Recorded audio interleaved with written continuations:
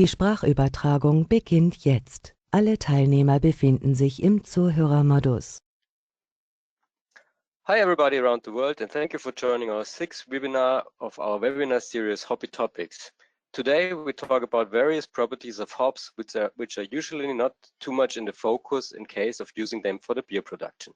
My name is Sandro and I'm working for the technical support at Hopsteiner, Germany. For everybody who is new, I'd like to give a very short introduction. Our webinar series is a free online seminar with presentations about various hop-related topics.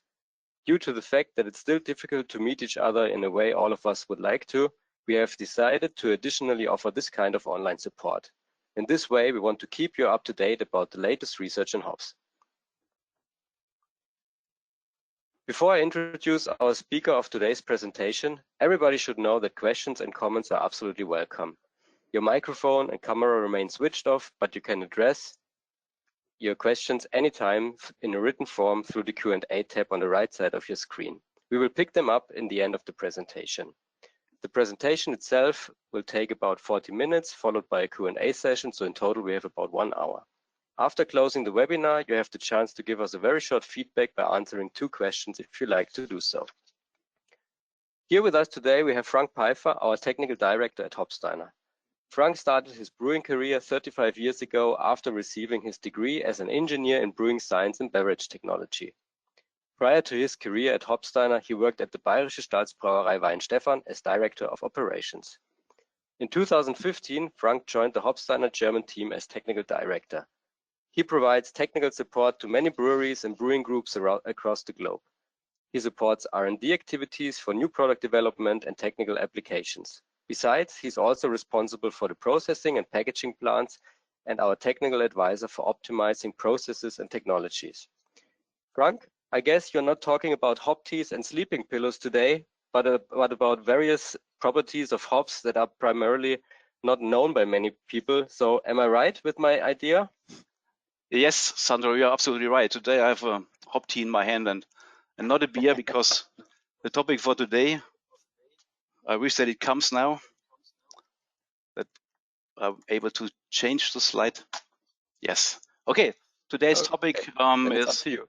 Yeah, thank you. Today's topic is hops beyond beer, and I want to talk about the products, hop products, and the special use we have outside the brewing industry, outside beer production especially. So what we know is today 95% or nearly 95% of our hops that we produce and sell worldwide, they go into the brewing industry, and there are only just 5% in the world beyond beer. And there we have different applications where we can use certain and special hop products as well. But we see that over the last years, this business part is increasing and doing very well. And we all know the problems that we have now with the COVID-19. And maybe we see some declining volumes in the worldwide beer production. But there we have also a good opportunity. And I think there's a good business point. And there will be a growing market in the future. I think so. Let's have a look at the beginning on the different groups of compounds that we find in our hop cones. And what we all know, this is a group of the soft resins, especially the alpha acids and the beta acids. And they have a very, let me say, it's a very big potential in beyond beer applications coming from this compounds, especially not only for bittering the beer. And we have on the side of the hard resins the group of the prenylflavonoids. These are polyphenols, and there's one compound that is also well known not only in the brewing industry, that is xanthumol. That's something special in hops, depending on the varieties where we find lower or higher concentrations. And this is also something I want to present and talk about during my presentation. And very common, the hop oils. Hop oils are not only used in the beer industry, also in other industries now, especially in non-beer beverages, we see some products on the market where hop oils are used in different forms, and I want to give you all some information on this and also some examples what I found worldwide, the application of hop oils in different kind of non-beer beverages. And we have other components, especially we find some carbohydrates in the hops, we find proteins in the hops, still moisture of 10%, we find some minerals, and it's also something that you can use outside the brewing industry as well. So talk about the different applications that we have for hops or for hop products, especially here with a very high relevance. The functional application is by using the hops as a natural preservative because of its microbiological benefit, and that is it's a very, very helpful usage application of hop products that's known in the industry, and there's also a big potential coming up in the future on this. And then we have feed stuff for animals, and some compounds have a good find a good way into the animal's health. And then for humans again, the health and beauty products that's well known since the medieval time, where since that people use hops and hop products on beauty applications, and they think to improve their health situation. Then we have a bigger part on this presentation for the non-beer beverages. What else can you produce with the impact of certain hop compounds and products, and what helps to make these beverages better on the market with a better stability and so on. And not to forget that it's a potential medical value that's coming up by unique substances. Again, I have to mention the xanthomol. I will go a little bit deeper into this coming to the end of my presentation.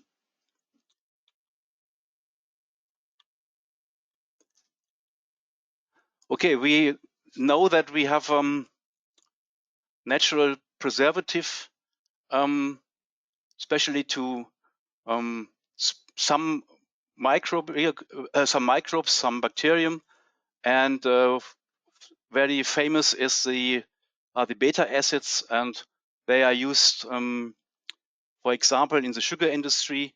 And in the old days, they used formalin. That's not a product that is that's used anymore, because danger is coming up from this, especially regarding cancer formation in human bodies.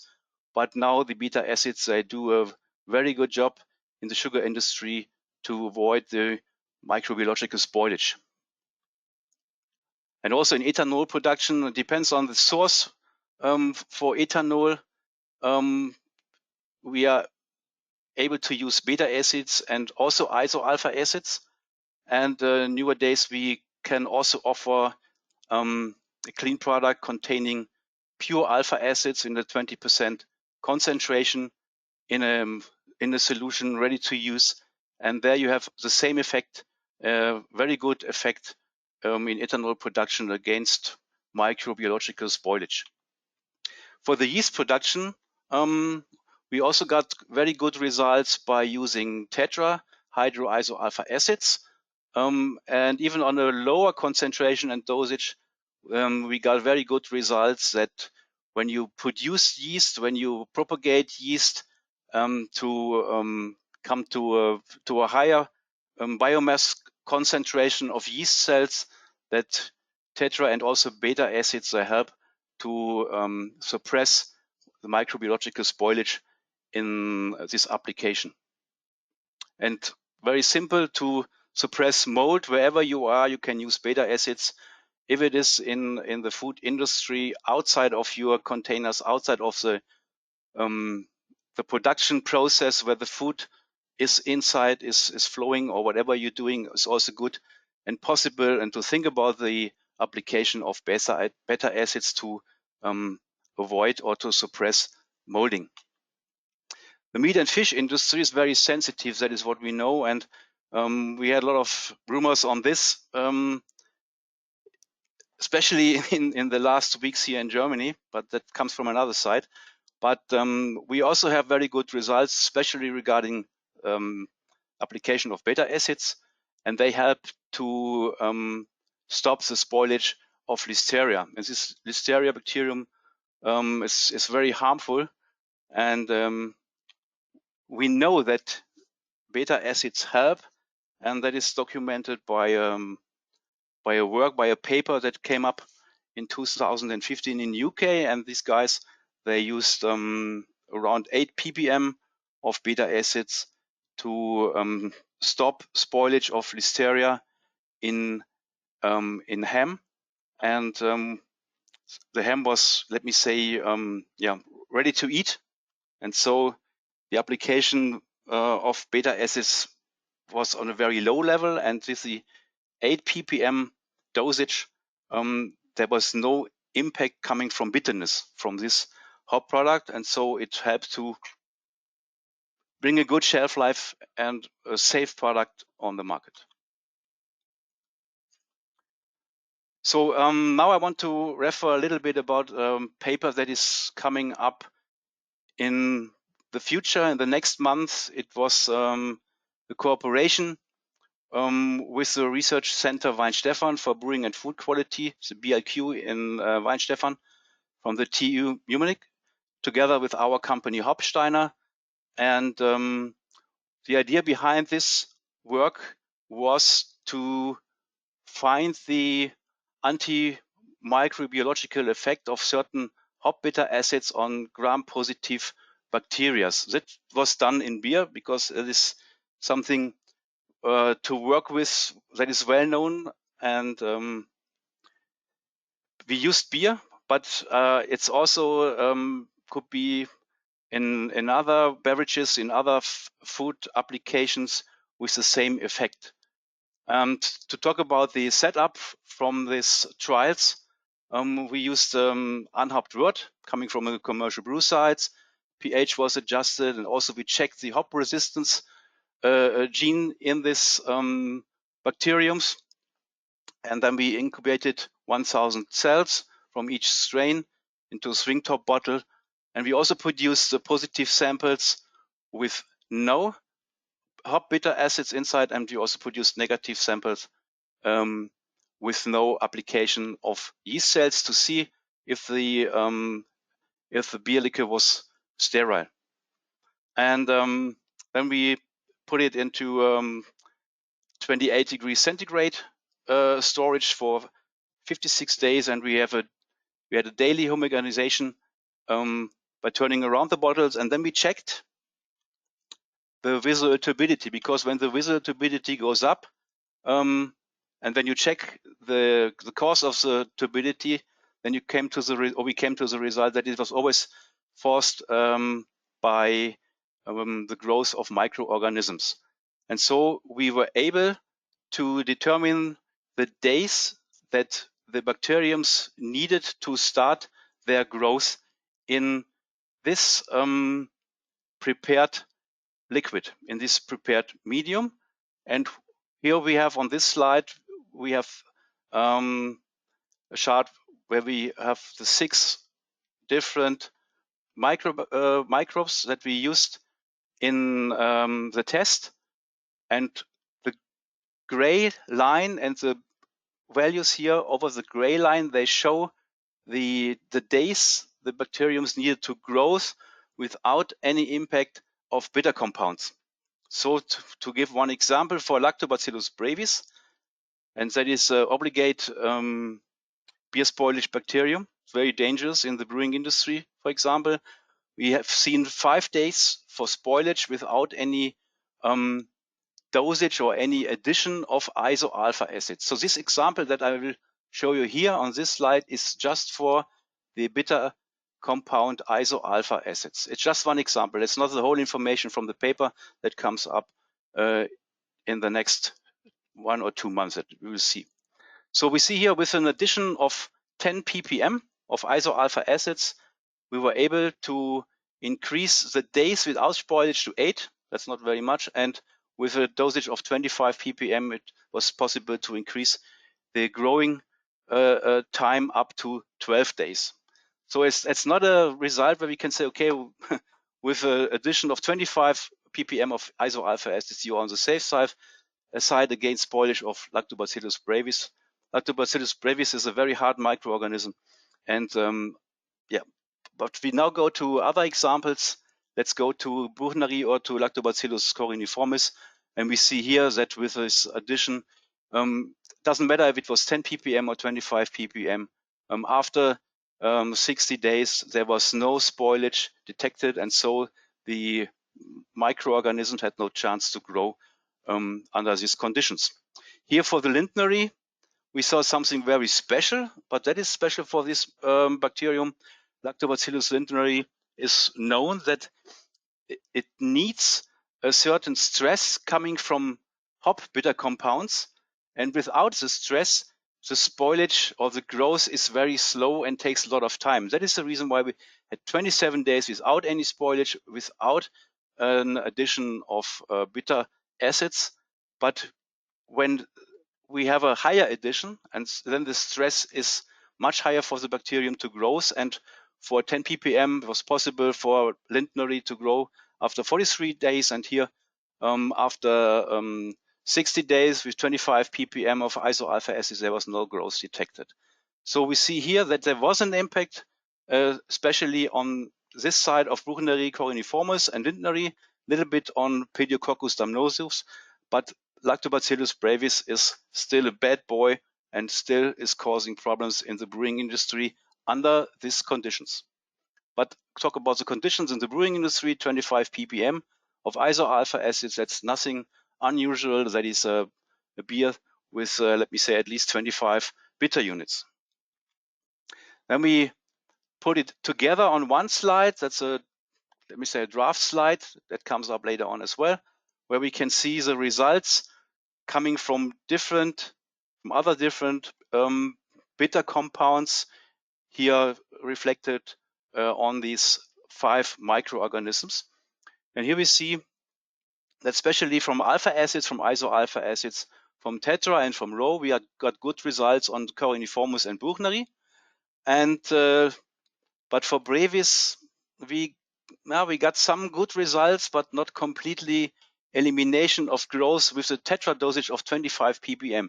And coming back to beer production, tetra dosage of 25 ppm is a little bit unusual because that's much too high, and I think there's a limit of application around 10 ppm. But here we have seen for the alpha acids, and that's very important also for other applications that we have outside of the brewing industry. Alpha acids is showing a very good result, and also here we got some good results on the Lactobacillus brevis with an addition of 25 ppm to this sample. So we know that the beta acids, they have normally, or they show normally the best results regarding the suppression of spoilage of microorganisms. And but the problem is with the beta acids that the solubility is depending on temperature and also on the pH. Temperature of application and the pH of the product where the beta acids are added to. And we know that on temperatures higher than 60 degrees centigrade and the pH higher than 6.0, we have a very good solubility, and that means also that the beta acids, they stay very good into solution for a longer time without sediments and whatever can happen. But under these conditions, under these parameters, beta acids are showing relatively low microbiological activity. But on the other hand, when the beta acids have a bad solubility, that means temperatures below 60 degrees centigrade and also on pH below 6.0, the solubility is bad, so the beta acids in this solution will start to disappear, to settle down and to precipitate. But normally under these conditions, we have the best and highest microbiological activity. That is something that goes against each other, but that is the way how the beta acids work and how they behave. What does it mean? Especially for beer, we have a low pH. We know that the beta acids are insoluble. So what you add into the beer, into the wort, in the brew house, in the kettle, you will not find later on in the final product. And that's the same for all sour beverages. That means any application of beta acids for sour beverages normally have no results, but we have one chance, especially when we are talking about application on non-beer. Then we are able to use an emulgator, and that can improve the solubility of the beta acids to help to keep beta acids in solution and to help to use the very high effect on gram-positive bacteriums.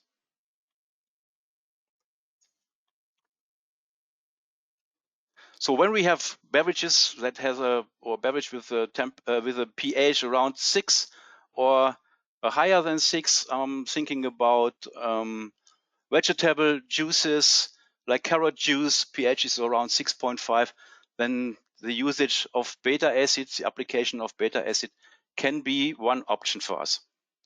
But we have to keep an eye on the bitterness of these beta acids, because we know that there are two different forms of beta acids, and the form as it comes from the plant, from the hop, that is these are the lupulones, the beta acids.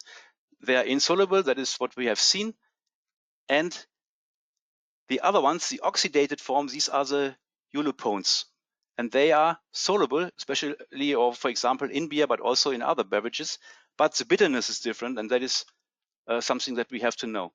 The lupulones, the insoluble beta acids, they are non-oxidized, but they have a very low bitterness. So if we use them in a pure form, you have a very low impact regarding bitterness on your product, whatever it is, if it is meat or is it another beverage than beer.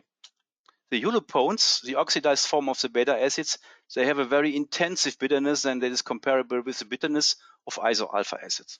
So that is something that is what we have to know, what we have to take care of, and what we have to keep under consideration when we are working with hop products containing beta acids. Now coming to feedstuff, we still have proteins, we have carbohydrates, we have other compounds only on very small amounts and concentration in our hops, and these have also a very good impact on cattle animals. And we know from tests were done here on chickens in North and South Middle America. We know that there was a very good result, and this was linked to the beta acids. And we can say now that the beta acids are comparable with antibiotics, and the way they work is the same, but we have no problems anymore when you use beta acids. Then you don't need the antibiotics, and because they cause problems also later on when you transfer the antibiotics into the meat product, and then later on further on into the human body. So that could be one application for the future, that beta acids help to increase and stabilize the health of cattle feed in the cattle feed industry. Something that we have to know and keep under consideration is also the perceived bitterness coming from certain hop beta acids. And that's very important, because when you have an idea to use beta acids in food production, then you have to know the impact coming as well from the bitterness, from the perceived bitterness, how it tastes, and where's the limit of concentration. I can use the product and add it to my product on the market, the final product on the market.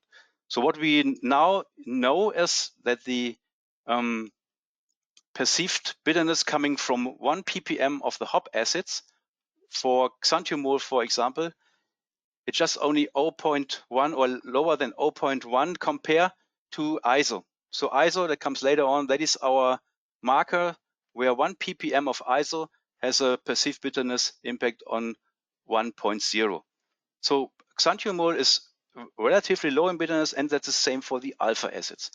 And what we have seen before, I'm talking again about the example from our paper that comes up.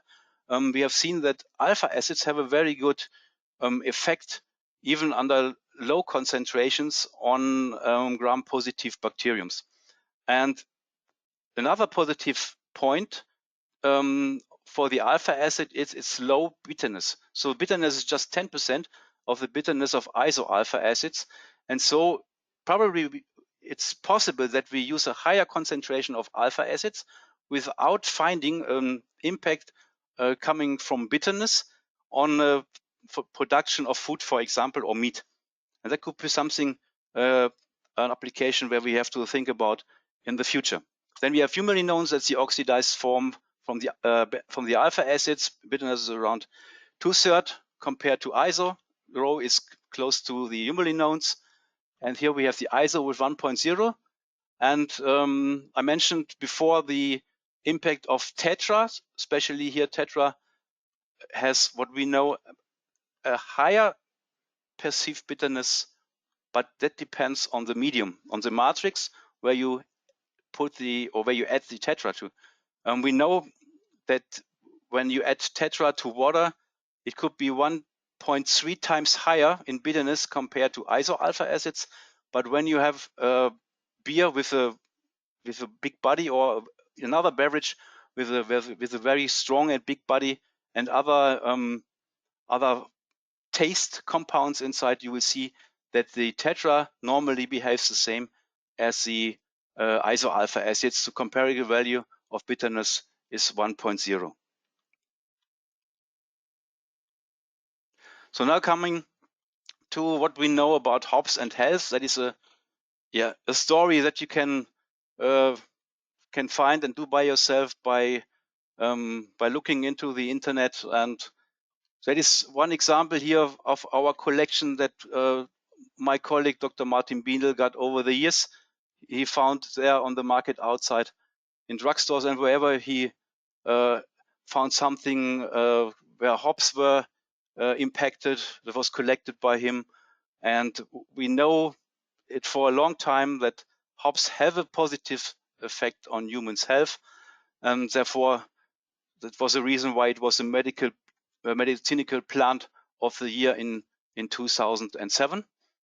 And what we all know and what helps, I can agree, is the combination of hops and valerian to sleep. So it brings you to sleep a little bit easier than without. But maybe a beer brings you also to sleep where your hops are inside. Two examples on the history of the hops in the medicine world. That's one example here from 1544, where the guy Pietro Mattioli was talking about the impact on different health problems coming from the hops. And what we all know, that is Hildegard von Bingen. She was a nun in 12th century here in the area around Germany, and she was going through the earth, over the earth with open eyes and ears, and she collected everything regarding plants and herbs and put it together in this book called Physica. And there's one point mentioned, one sentence mentioned, where she's talking about the hops. That is the German original version, and that is the English version, where she recommends hops to use them as a preservative for beverages. And that is the first information about the hops as a preservative here for beverages in the world in this book from the 12th century from Hildegard von Bingen. But it's just for your information. And now let's think about which kind of hop products we can use for which applications, especially here in non-beer beverages. talking about soft drinks, talking about other alcohol beverages as well. But what's very common, what we know, is the application of hop oils to install or to bring up a certain hop aroma in a beverage. And it's also when we want a bitter taste, that's very easy to understand. Then we have the ability to use soft resins or also hard resins in the form of xanthumol, for example, to install a bitter taste, depending on the bitterness of the certain hop bitter compounds, and depending on the dosage, the bitterness will be higher or lower. And then we have natural preservative, the microbiological properties that we already discussed before. Then it's also possible to stabilize foam. If you want a product or a beverage that has a good foam head and a good foam stability, it's possible to use alpha acids, and what we know as well is the tetrahydroiso alpha acids as well. And there, with an increasing concentration, especially here for the alpha acids, you can produce a very nice and good foam stability. And also tetrahydroiso alpha acids are possible to stabilize your foam, but there you have to keep care, because normally lower dosage, much lower than here for the alpha acids, is enough to produce a very good foam head on top of your beverage. Then sometimes light stability is a point to discuss when we have a beverage in flint glass bottles where the sunlight can pass through to start oxidation processes and other processes as well. And what we have here, especially since decades, is the to make it to produce light stable beers. That is the raw hydroiso alpha acids and also the tetrahydroiso alpha acids. They have the same effect here on light stability. So foam stability and light stability, to bring it together to one beverage, you can use tetrahydroiso alpha acids. Then let's talk about influence on flavor stability. Antioxidative properties are very important, and we have a lot of antioxidative compounds in the hops. And this starts with the polyphenols. That is something that we use in beer production and processing, that we have polyphenols still in the final beer to catch radicals, to stop and reduce the formation of radicals and the beer aging and staling. But we also have other antioxidative properties and products that we can use to stop this or to eliminate this more or less. Best example for an antioxidative product or compound is again xanthumol, and these compounds, xanthumol or the compound xanthumol, is a part of the hard resin fraction of the hops. And to avoid the misunderstanding, the prenylflavonoids, where xanthumol is a representative of this, they are very high active polyphenols. But when we do our hop analytics, especially on the resins, we find them in the part of the hard resin fraction in our analytics, and they are bitter because they provide a pleasant bitter taste. It's not that much compared to iso-alpha acids. We have seen it in the slides above, but it's also bitter taste, and that is, let me say, one reason why the prenylflavonoids are part of the hard resin fraction.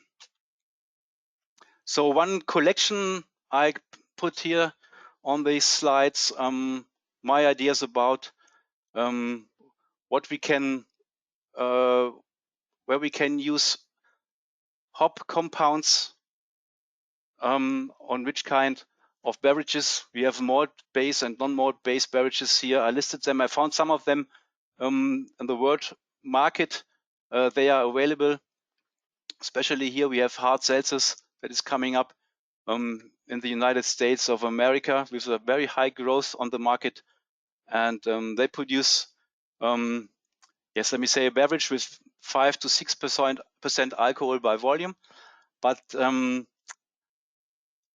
they need something for aromatization, and there's also the possibility to use hop product, let me talk about hop oils, for example, to aromatizate these hard seltzers. We have also non-alcoholic seltzers on the market where we have the same, or where we can talk and think about the same application of hop oils. I found some probiotic drinks. I found kombuchas and kombucha blends. Also juices and smoothies. Then we go back to the application of beta acids and also maybe something in direction of hop oils. And what maybe comes up in the future, it's in some areas of the world market, it's available. Also here in Germany is the is a combination with hops and cannabis. And what we know is about cannabis that some aroma compounds are very similar to hops, but all in all, the aroma of cannabis has not the good and that nice quality that we got from hops, but also combination with hops and CBD product and so on is possible. But everything depends on the legal situation in the different countries and areas. And we can also talk and think about the application of hop products in the production of alcohol-free beers. And that is something that we have seen in the last years here as well in Germany, in Bavaria, that there are some very nice non-alcoholic beers on the market where the brewers use hop products to install, let me say, a hoppy aroma on this beverage. That's one example for the application of hop oils. Since many years now, we got this Hopsteiner here in Germany on the market. That was the first alcohol-free and hop-based soft drink here on our market. And they are using hop oil. And together with this lemonade, it has a very nice and pleasant taste and also nice and pleasant aroma. And the hop flavor is very dominant here in this beverage. Here's some examples I found in the world market as well, coming from different areas of the world. Here from Lebanon, a hoppy or hop-infused sparkling soda water. Here we found hop-infused ciders where they use also hop oils to create a certain aroma on the apple taste as well. This comes from Austria, from Peifer brewery. That is a lemonade, alcohol-free with alcohol-free beer and also hop aroma in the lemonade. We have hoppy sodas from Poland and also hoppy sodas from Brazil. So something is going on in the market, and we have to think about this, that the focus in people's mind worldwide is not only set on beer, it's also set on other beverages, maybe with alcohol, with more or less alcohol than in a beer, but it must be something different. What are the advantages of hop oils? Because hop oils are very important, and we see the market is growing very fast. And because of these applications I've shown you before. And what we found over the last years in our research at Hopsteiner is that we have a good masking effect, especially on staling compounds, that is coming up in every beverage that is produced more or less with natural product. And some aroma compounds of the hop oils are able to cover these staling compounds and to mimic a longer freshness, especially when you have to give a long shelf life on these products because they are in supermarkets, for example. And we are able to create, let me say, some dry hopping-like characters, but we also are able to create some late hopping-like characters, and especially this late hopping-like character we also tried in other beverages than in beer, and we got some very good results. I'm thinking about what we did with white wine some years ago. So also white wine was able to get a much nicer and special aroma by using a special kind of hop oils here in this application.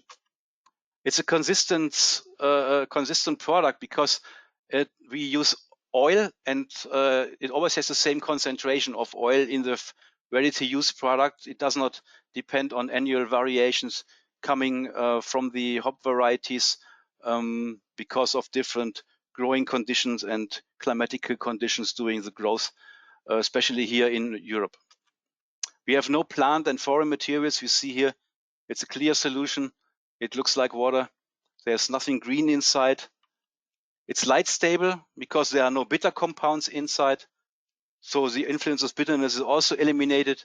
We have no nitrate impact. So nitrate is not transferred when we produce hop oils into the hop oils from the plant material.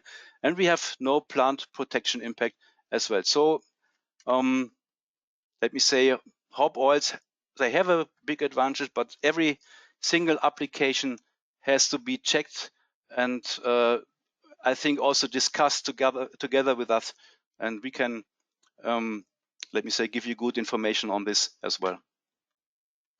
Coming to the last point of the presentation, the medical research is still going on, especially here on the xanthomol. And the xanthomol, you see the formula. The molecule structure, it's a polyphenol with a lot of active areas there. And so you can imagine how it can behave in the human body. It's also a radical catcher. And in the past, there were a lot of in vitro studies done. And now we come from animal studies to human clinical studies. They are still ongoing and we are waiting for the results. And until now, these results are very promising. And maybe there will be coming up something new during the next months or years, especially regarding xanthomol. And what we also have to know is another form of xanthomol, that is isoxanthomol, that appears when you heat up xanthomol. That is an isomerized form of this prenylflavonoid, but also with a very good antioxidative property as well. We have the 8-prenylnaringenin. That is a phytoestrogen, so something special, not to compare with xanthomol, because in oestrogenic property, especially here for the problem that women have on the time of the menopause, that helps to bring them a little bit easier through these days. We also try to compare the high antioxidant capacity of xanthomol with another compound that is well known as well. We all know the resveratrol that's present in a very high concentration, sometimes in red wines.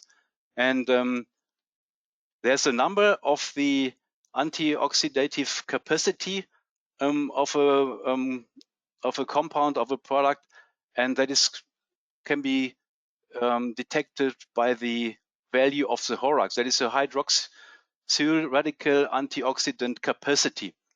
And that says how much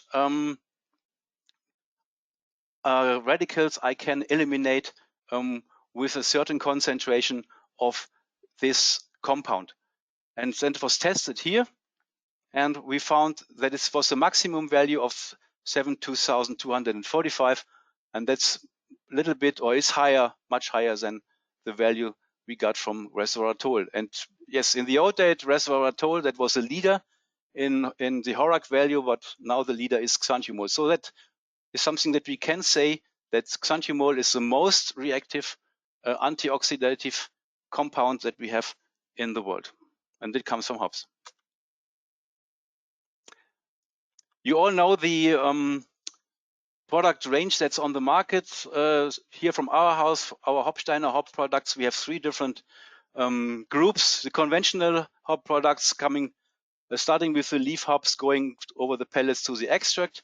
And then we have kettle and downstream products, where we have pre-isomerized products that you can use in the hot block and also later on the last step of production.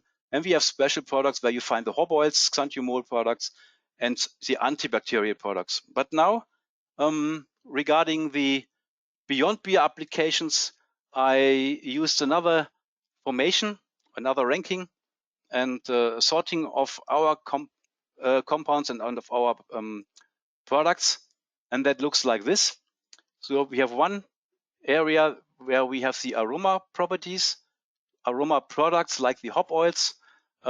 We already have established on the market. They are something coming from the generic side, where we can enrich or reduce the impact of terpenes.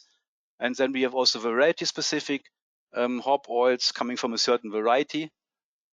And we have for the kettle processing, we have the aroma extract, and that's also something where we have a very high impact, very high concentrations of hop oils in this product, and also a certain concentration and amount of beta acids. So that's something that's also be a product for aromatization of beverages as well.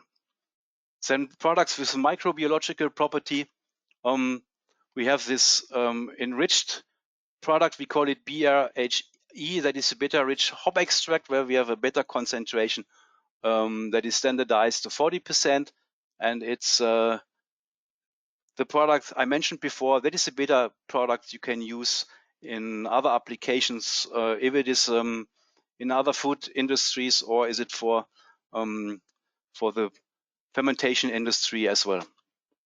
And we have these typical downstream products, and these products we normally use in the downstream processing of beer, and they can be also used because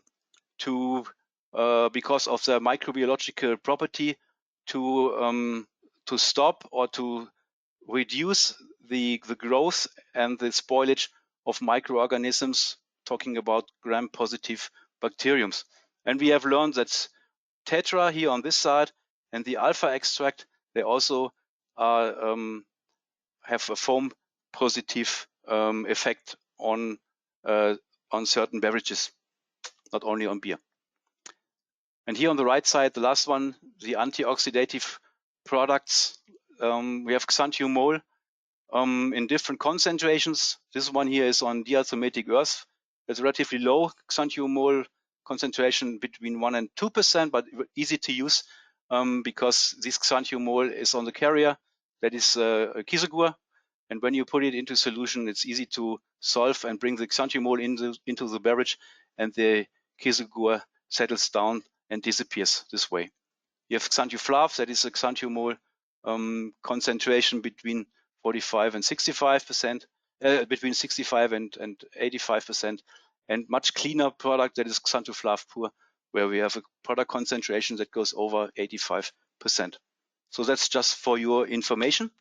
And that's all for now, and I hope you enjoyed the presentation. This time it was not about beer, a little bit about beer, but now you're open to ask me questions, and Sandro will read them for me.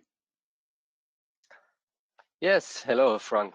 I'm online as well. Thank you for a very interesting presentation. I guess you showed plenty of possibilities that how hops can be used for other purposes as well, and what other properties are given from this interesting plant. Yeah, we have a couple of questions. You mentioned in the beginning something about the beta acids and the dependence between the pH and the solubility. So the question that came up is how is the behavior of other bitter substances regarding pH and the solubility? Could you specify this a little bit more? Yes, we know, and that is what you see on a chromatogram from HPLC, that they have a different polarity. All the bitter compounds have a different polarity. For example, one product with a good polarity, or products with a good polarity, these are the isomerized products. So where the bitter compound, the alpha acids, are isomerized, they have a good solubility.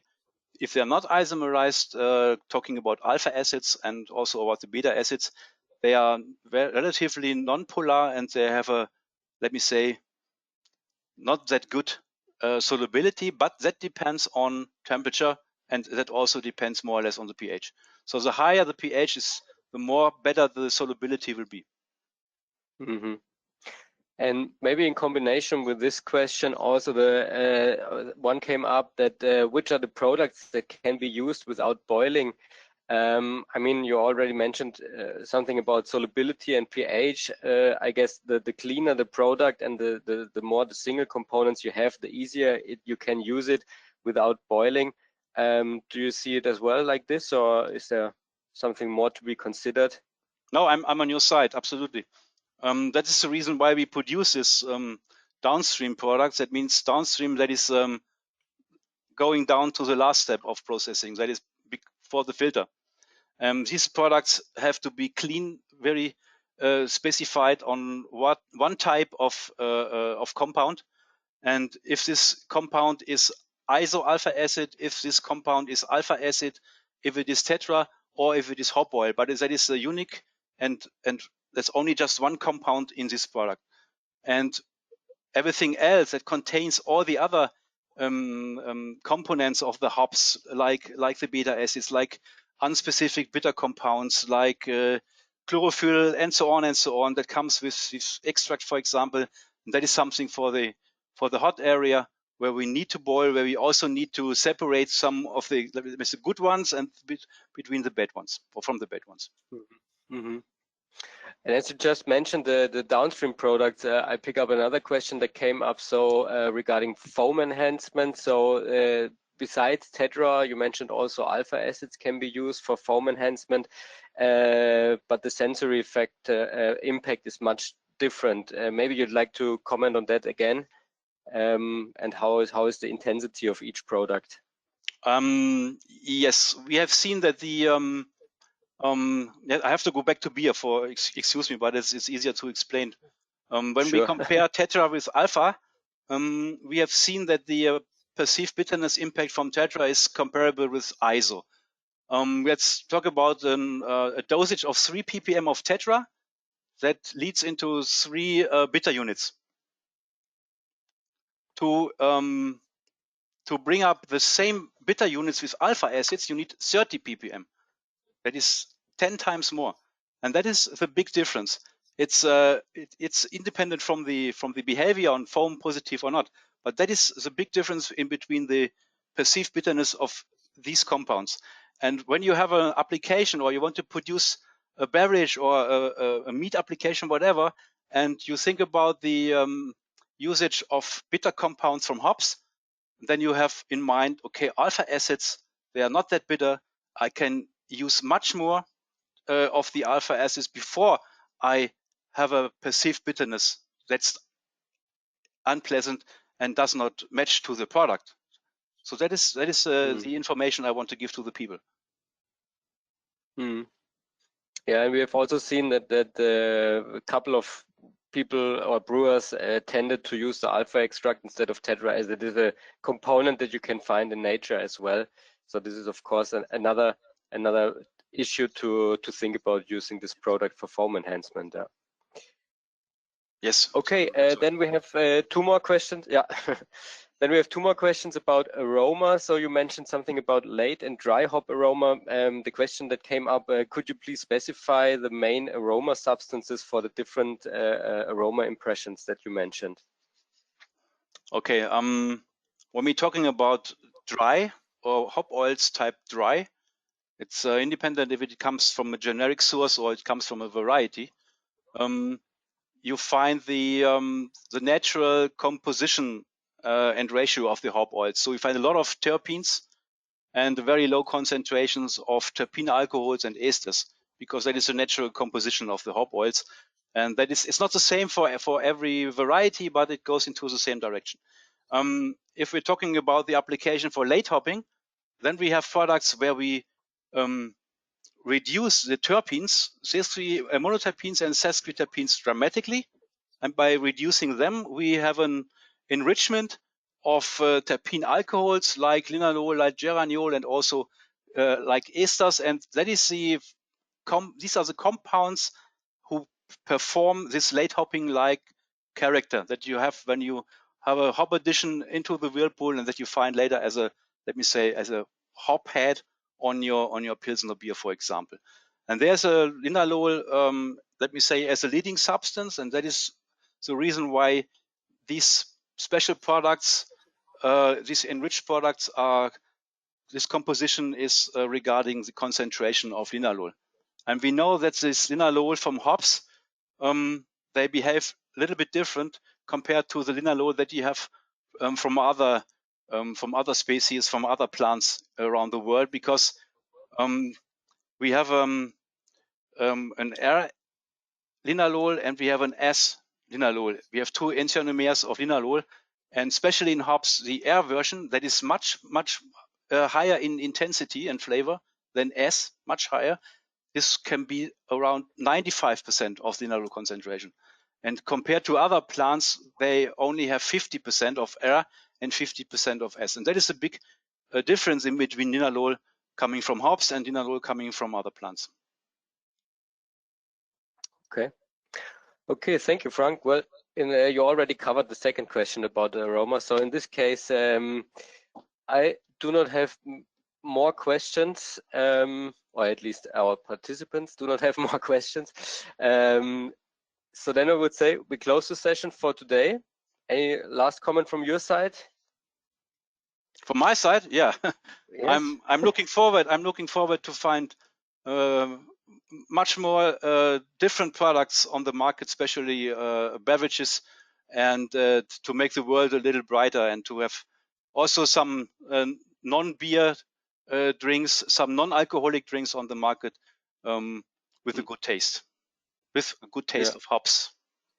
Yeah, very good point. I guess we have already some on the market that are really interesting and unique in the direction they go to when hops are used for this purpose. Yes, okay, absolutely. Thank you very much, Frank. Very interesting topic of today. Yeah, on our website you can find some more papers, and if you check the section technical publications, it will cover hops and health, for example, and partly the things that we talked today. You will receive an email including a link to review a record of the video of today's session. This email is sent in 2 hours, more or less. And finally, I'd like to announce that we have another webinar from it is held by our aroma expert, Dr. Christina Schmidt, in 2 weeks at the same time. So Thursday, the 30th of July, she will talk about a very interesting dry hopping trial when the new hop variety Eureka was used. In August, we plan to make a short summer break, and afterwards we plan to continue with a monthly webinar. So we will stay online for you, and yeah, you get some more information soon by email. And yeah, we hope you enjoyed the time with us today, and we are looking forward to meeting you soon. Stay healthy, and goodbye, everybody.